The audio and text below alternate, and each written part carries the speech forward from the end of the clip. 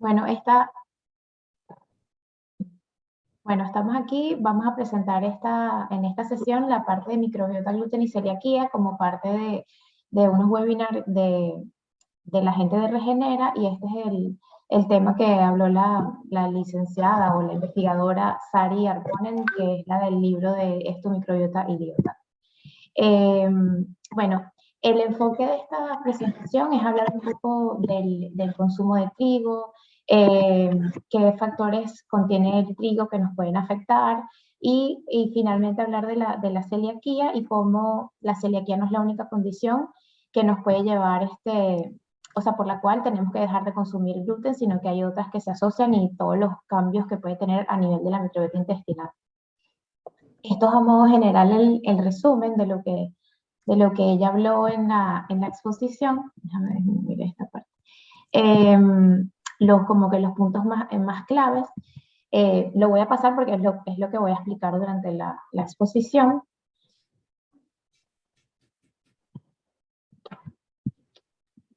Ajá. Entonces, a ver si se pasa. Perfecto.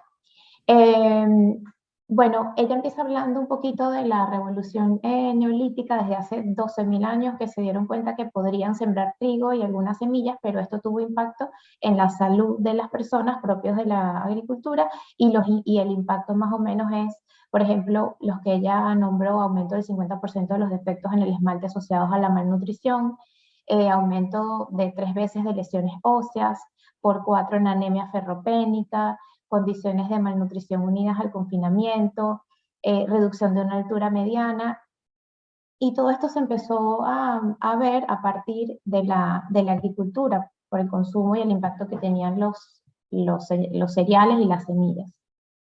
Entonces, sabemos que consumimos demasiado trigo, y ella lo que dice, y literalmente lo dice así: esto es por culpa de la nefasta pirámide nutricional, donde la base, bueno, como verán, es el consumo de semillas. Incluso siempre en los dibujos salen los panes, y panes que ni siquiera son integrales, o sea, panes así, pan canilla blanco con todo lo que sabemos que conlleva, y eso teóricamente es lo que nos han enseñado que es la base de la pirámide nutricional. Y el consumo actualmente de trigo, el consumo humano es de 103 kilos persona al año. Yo no sé cómo medir esto, pero imagínense, no sé, si el año tiene 365 días, estamos comiendo o sea, ¿cuánto? Como 300 gramos de harina de trigo, de cualquier manera, de pan, galletas, y eso es muchísimo. O sea, todos los días estamos comiendo mucha cantidad de trigo. Y el problema del trigo es que tiene varios componentes que pueden ser perjudiciales para la salud, ¿ok?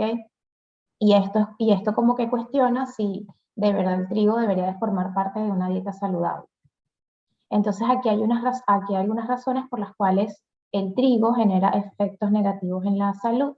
El primero, que lo vamos a ver más adelante mucho más desarrollado, es que contiene gluten, contiene gliadina, principalmente el trigo, que es una proteína inmunogénica, y esto genera una serie de efectos sistémicos: aumenta el estrés oxidativo, la inflamación, el intestino permeable, tiene efectos en la microbiota y efectos en la respuesta inmune, tanto innata como adaptativa.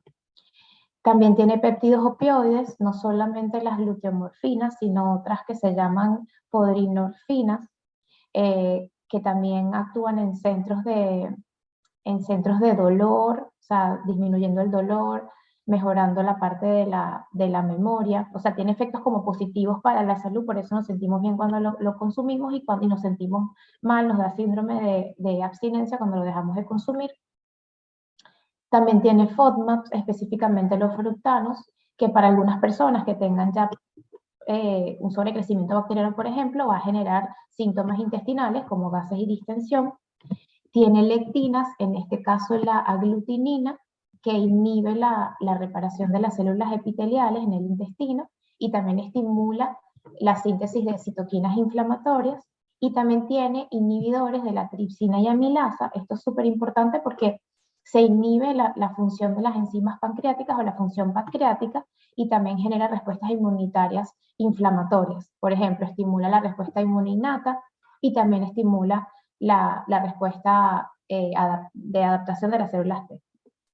Entonces, bueno, son muchas razones de bastante importancia por las cuales el trigo debería de ser uno de los cereales o debería de recomendarse disminuir su consumo o removerlo.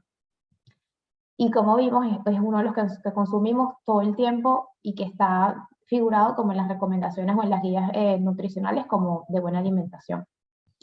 El trigo ancestral, entonces, bueno, mucha gente dice que sí, que desde toda la vida se ha comido gluten o trigo y que eso no genera daños en la salud, pero bueno, primero, no es el mismo trigo, ¿ok?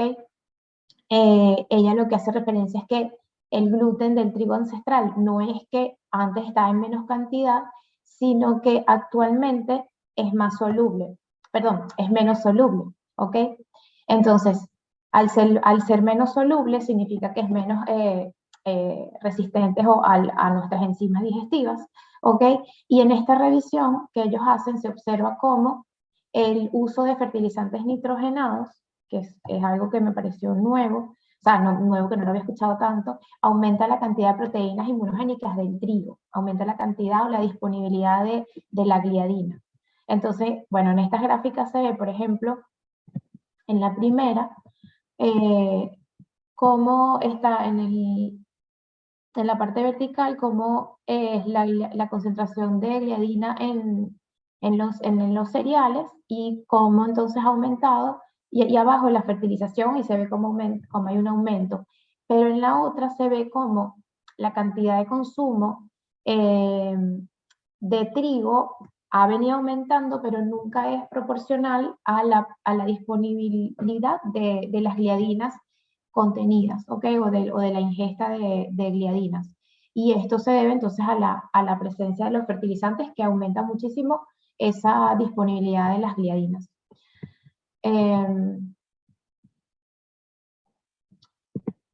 Algo importante es conversar entonces de las prolaminas, del gluten que contienen los cereales. Los cereales tienen en sus granos mucho almidón y tienen su proteína de reserva que es el gluten y que dentro del gluten pues se compone de otras proteínas donde está la prolamina. ¿Okay? La prolamina entonces es la parte más inmunogénica del gluten. Entonces aquí vemos cómo cada cereal tiene su propia prolamina y el porcentaje en que se encuentra. El trigo pues es la que tiene más cantidad de gliadina, es la más inmunogénica. También están sus homólogos cebada, centeno y avena, que también tiene su propia prolamina, que sería la avenina. El mijo, el maíz, que también tiene en una gran cantidad. El arroz y lo que nos sorprendió también a todas cuando vimos esta ponencia es ver cómo la quinoa también puede tener prolaminas en muy poca cantidad, o bueno, incluso casi pudiera llegar a ser casi similar al arroz, pero que en personas muy sensibles puede crear esa reactividad cruzada, esa reacción cruzada. ¿Ok? Entonces, es por ello que tenemos que hacer énfasis en que sí, podemos recomendar entonces y ser permisivos con los pseudocereales, por ejemplo la quinoa, pero dentro de un contexto que no esté presente todo el tiempo en la dieta, sino que tiene que consumirse de forma más esporádica, controlando cantidad, etc. No es un alimento que nosotras pondríamos en el semáforo o que no está en la parte verde del semáforo de comer más libremente, sino que está en lo amarillo, y esto es una de las razones que pudiera tener entonces su propia prolamina. Otra cosa importante es que el gluten, como bien se ha dicho, o muchos profesionales dicen que el gluten solo se debe quitar en celiaquía o en personas con sensibilidad al gluten. En este estudio ella hace referencia a que el gluten afecta a personas con condiciones autoinmunes, aunque no sean celíacas. Específicamente, o las condiciones donde, la condición mejora, o sea, la sintomatología y la condición mejora quitando el gluten, removiendo el gluten, son estas que están acá, son la esclerosis múltiple, la tiroiditis autoinmune, la diabetes tipo 1, recordando que comparten la misma base genética, la artritis reumatoide, la psoriasis y la hepatitis autoinmune. ¿Ok? Entonces, y la vía por la cual puede generar entonces mejoría al remover el gluten en estas condiciones es porque, bueno, el gluten afecta al microbioma y aumenta la permeabilidad intestinal, aumenta el estrés oxidativo y afecta el comportamiento epigenético. El gluten es inmunogénico, citotóxico y proinflamatorio. La ingesta de gluten aumenta la apoptosis y disminuye la viabilidad y diferenciación celular. Y en ciertas, entonces, en conclusión, en ciertas enfermedades autoinmunes no celíacas, la dieta sin gluten puede ayudar a reducir los efectos adversos del gluten o de esas enfermedades. Entonces, siempre en las personas con condiciones autoinmunes, ella recomienda descartar celiaquía y en personas celíacas hay que descartar otras condiciones autoinmunes. Entonces, la enfermedad celíaca, este es el mismo concepto que, bueno, que hemos manejado desde siempre, es un trastorno sistémico de base inmunológica. Ella aquí sí hizo mucho énfasis que ni siquiera casi que nombra el intestino, porque ella insiste, bueno, y es importante siempre recordar que es un trastorno sistémico de base inmunológica, no es específicamente del intestino, aunque sí hay síntomas intestinales o no, pueden no haber, bueno, que es gatillado o causado por la ingesta de gluten y otras proteínas afines que afecta a individuos genéticamente susceptibles. Entonces se caracteriza por la presencia de una variedad de manifestaciones clínicas que dependen de la ingesta de gluten. Estas manifestaciones clínicas son muy diversas. No hay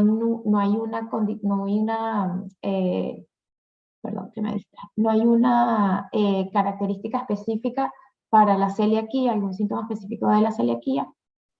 También se caracteriza porque hay anticuerpos circulantes específicos que se pueden medir en sangre. Está la parte de la genética y genera una enteropatía. Entonces, al lado derecho están como que cómo debería ser el paso a paso para el diagnóstico.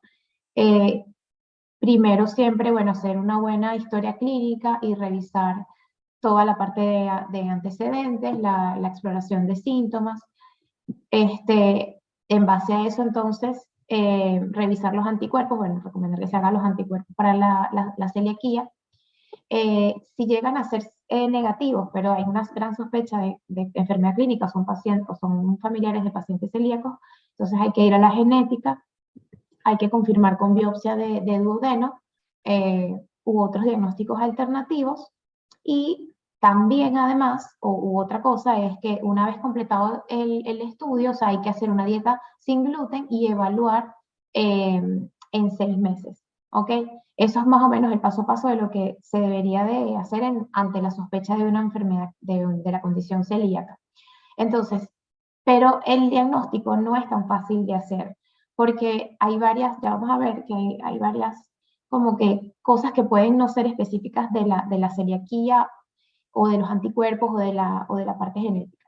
Entonces, los errores más frecuentes es, primero, no sospechar de la enfermedad celíaca. A veces la damos por alto, la dejamos pasar. No sé, consideramos que solo es una disbiosis intestinal o una intolerancia al gluten y de repente una sensibilidad al gluten y si pudiera ser celiaquía. Eh, Otro error es descartar, esto es muy típico descartar enfermedad celíaca solamente porque tienes los anticuerpos negativos en sangre. Entonces ya una vez lo descartas, incluso los médicos pueden, cuando ven los anticuerpos negativos, recomiendan tranquilamente el consumo de gluten. Otro error es no realizar el estudio genético y aquí, o sea, como que veo la importancia de nuestro estudio genético que no solamente considera el de Q2 y el de Q8, sino otros halotipos que también se pueden relacionar, bueno, no solo con celiaquía, sino con sensibilidad al gluten y eso pudiera estar generando la sintomatología en mi paciente. O si no, tener una genética que no sea tanto de riesgo para la celiaquía y automáticamente descartar, hacer una biopsia inadecuada y si el paciente no mejora con la dieta sin gluten, decir que no es celiaquía, ¿ok? Recordando que siempre cuando un paciente llega con una enfermedad celíaca para diagnosticar o que tiene mucha sintomatología o estamos en sospecha, seguramente eso está acompañado de disbiosis, y por ende, entonces probablemente no mejores solamente con una dieta libre de gluten y más si es una típica dieta libre de gluten. Entonces, ella nombra que la celiaquía es la gran imitadora. ¿Ok? Ven entonces en el dibujito cómo vamos a ver demasiados síntomas por órgano. Pueden ser dentro del intestino, uno espera o la gente espera que la celiaquía dé solamente sintomatología intestinal y mentira, se asocia con todo este tipo de sintomatología. Entonces ella dice, bueno, desde la caída del esmalte dental, que era algo que a mí me pasaba de pequeña, irritabilidad en los niños, problemas depresivos, problemas para dormir, migrañas, ataxia cerebelosa, aumento de las transaminasas. De repente creemos que es solamente por algo hepático y resulta que sí pudiera ser una hepatitis autoinmune relacionada con la celiaquía.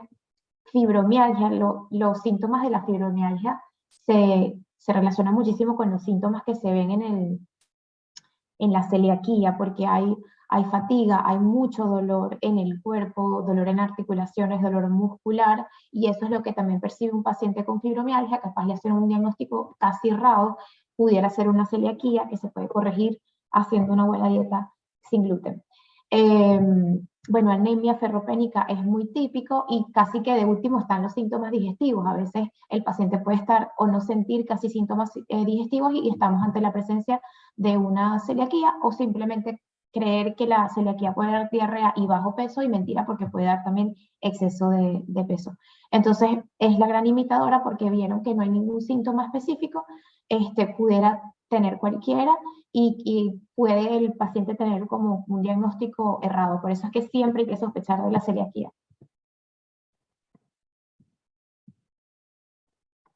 Ok, entonces, bueno, aquí es lo que más o menos les estaba comentando. Cuidado que el diagnóstico de celiaquía a veces no se hace bien.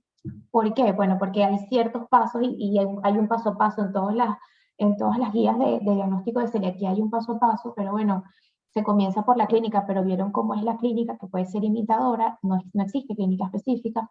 Los anticuerpos a veces no son un marcador único, puede o no haber autoanticuerpos. También ella señala que si los pacientes no tienen síntomas digestivos, puede dar negativo para la prueba de anticuerpos, porque en los anticuerpos se mide, por ejemplo, la antitransglutaminasa, que eso está a nivel digestivo. Hay un 5% de pacientes sin la genética específica de la celiaquía, recordando que esa genética específica de Q2 y de Q8 está presente en el 40% de la población, pero al final solamente entre el 1 y 3% de la población manifiesta la celiaquía, es decir, que hay otros factores que se asocian que también tienen que ver con la genética, pero entonces no es solamente los pacientes con el de Q2 y de Q8 los únicos que pudieran ser celíacos. Entonces eso también es importante. En la biopsia, cuando no se ve el aplanamiento de microvellosidades, a veces se puede descartar y a veces se ve una mejoría en pacientes que ya han hecho un poco de dieta sin gluten. Entonces, estos son como que, bueno, o sea, que hay que tener cuidado con estos aspectos. Eh, Dentro de cuando un paciente, cuando el médico tiene sospecha de que el paciente puede ser celíaco y el paciente ya lo supone porque dejó el gluten y mejoró, ok, pero de repente quiere saber si es o no celíaco y el doctor le manda a consumir gluten, esto es un súper gran error, ok. Este, esto es un gran error porque puede incluso disparar después otras, sí puede disparar porque va a generar una respuesta innata, una respuesta adaptativa que se va a relacionar con otras condiciones autoinmunes. ¿Ok? Y a la vez es como que no se debería de diagnosticar por esto una dieta libre de gluten sin un diagnóstico previo. ¿Ok? Bueno, porque entonces ya vimos que la biopsia puede ser que no salga el aplanamiento de las microvellosidades, no van a aparecer los anticuerpos, la reintroducción va a tener consecuencias graves. ¿Ok? Además de que a veces la reintroducción los profesionales la mandan, por ejemplo, no sé, por unas semanas y eso es insuficiente para que haya un cambio que se pueda ver reflejado en los exámenes. ¿Ok? Entonces, bueno, es por ello bueno, que en sí no debería de recomendarse tanto sin un diagnóstico previo. O sea, sí se debería de mandar el, los anticuerpos y ciertas pruebas para poder entonces recomendar con mucha más tranquilidad esta dieta. Pero si ya la persona la dejó, no hay que reintroducir.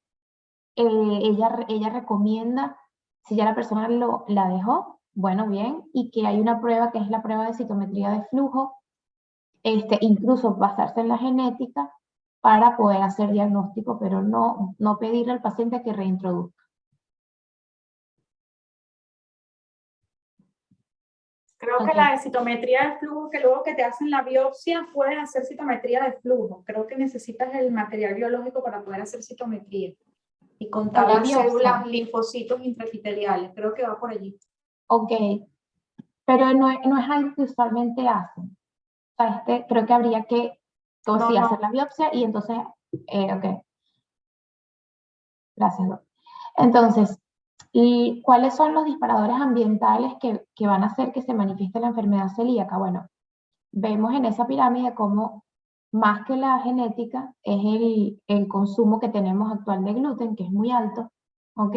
Y también hay factores dentro de la microbiota y otros factores que también hacen que se pueda manifestar la condición.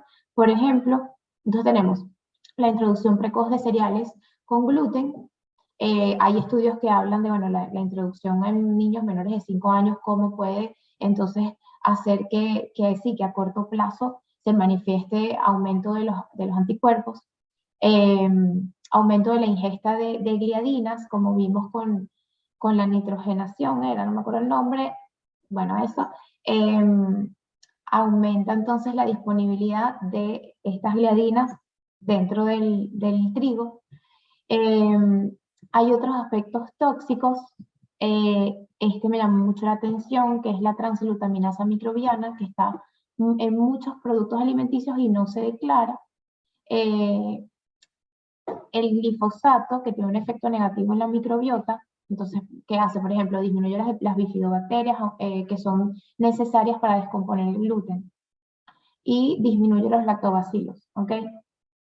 Y también están los contaminantes orgánicos persistentes, que pueden ser de compuestos químicos tóxicos, los pesticidas, insecticidas, entre otros. Y bueno, los factores propios relacionados de la microbiota, bueno, la exposición a antibióticos, bueno, son factores que están en nuestro estilo de vida, presencias de otras infecciones en la infancia.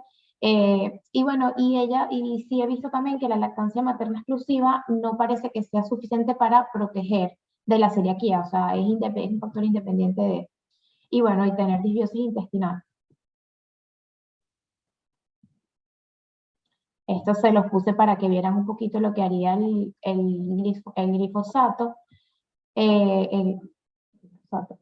Reduce las bifidobacterias, reduce los lactobacillus, bueno, ¿qué es lo que hace? Hace que no se pueda digerir adecuadamente el gluten, aumentan los anticuerpos antitransglutaminasa, bueno, y así también disminuye la quelación de metales, o sea, la desintoxicación de metales, recordando que la microbiota participa en esos procesos de desintoxicación. Bueno, entonces aquí está lo de la transglutaminasa microbiana, está presente en productos industriales, está muy presente en los alimentos sin gluten, en los panes gluten free, porque le confiere ciertas cualidades culinarias, pero también termina dañando el intestino. Aumenta la permeabilidad y genera una respuesta inmunológica contra nuestra transglutaminasa, que eso es lo que justamente se mide en los exámenes para diagnosticar celiaquía. Ok, entonces aquí, por ejemplo, está este cuadrito de cómo ha aumentado, o sea, desde, no sé, compara el año 1999 con 2008, 2009 o con otros años, y se ve cómo aumenta el uso de la transglutaminasa microbiana. Y bueno, y en Suecia casualmente es demasiado alto. Aquí hay muchísimos productos gluten free porque decía, hubo una epidemia de celiaquía hace mucho tiempo y me imagino que por eso entonces hay tanta disponibilidad, pero miren cómo aquí se ve que hay demasiado uso de la transglutaminasa microbiana. Eso me llamó la atención y aquí es como hacer el llamado de que sí, bueno, si vas a consumir productos sin gluten, evidentemente fijarse de la calidad del producto, que sean mucho más artesanales que los que puedas conseguir en el supermercado y de entender que una dieta sin gluten no necesariamente tiene que ser un pan sin gluten, sino que perfectamente te puedes ir a comer vegetales, verduras, proteínas, o sea, todo eso. Bueno, además de que el gluten genera daño en la barrera intestinal y genera respuestas citotóxicas, todo esto. También hay una interacción entre el gluten y la microbiota. Entonces, la gliadina genera disbiosis con aumento de las proteobacterias, enterobacterias, que son enterobacterias proinflamatorias. ¿Okay? Activa las células T y a las células presentadoras de antígenos como macrófagos y las células dendríticas, generando respuestas inmunitarias en el intestino, alteración de la permeabilidad intestinal, de la barrera intestinal. Y esto es importante porque no solamente pasa en celíacos, sino que pasa en personas que no tienen celiaquía o que no son sensibles al gluten. Y una relación importante es que muchas personas, muchos pacientes con celiaquía presentan sobrecrecimiento bacteriano, presentan SIBO. Ok. Entonces, ¿cómo es la interacción? No sé si esta es la última. ¿Cómo es la interacción entre la microbiota y el gluten? A ver, aquí ya había tenido la pseudomona, ya había puesto, bueno, ya había dicho, si tenemos la pseudomona, esta va a modificar el gluten y lo hará más inmunogénico. Eso es importante. Según el tipo de microbiota que tengamos, el gluten que consumimos se convertirá en más inmunogénico o menos inmunogénico. Por eso es que entre más disbiosis intestinal tenemos, peor podemos digerir los alimentos, entre esos peor puedes digerir el gluten y otras cosas.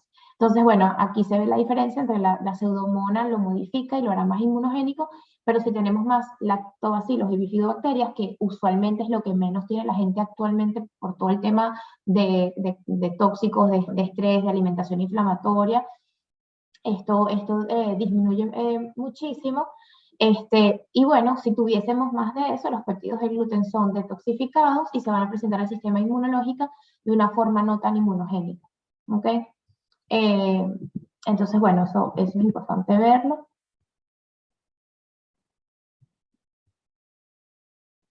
Y bueno, y ya, esta creo que era la última parte. La microbiota y la salud intestinal, los puntos claves de lo que ella dio en esa parte, tanto en celiaquía como en sensibilidad gluteno-celíaca, bueno, es ver eso que les acabo de decir, la diferencia de una dieta sin gluten de supermercado y una dieta sin gluten que pudiéramos conseguir en una verdulería o comprar el pescado diferente, la proteína animal no, no de productos procesados, ¿ok? Entonces, bueno, existen alteraciones de la microbiota del intestino por la propia patología, incluido el SIBO, ¿ok? Por la propia patología de la sensibilidad al gluten, celíaco no.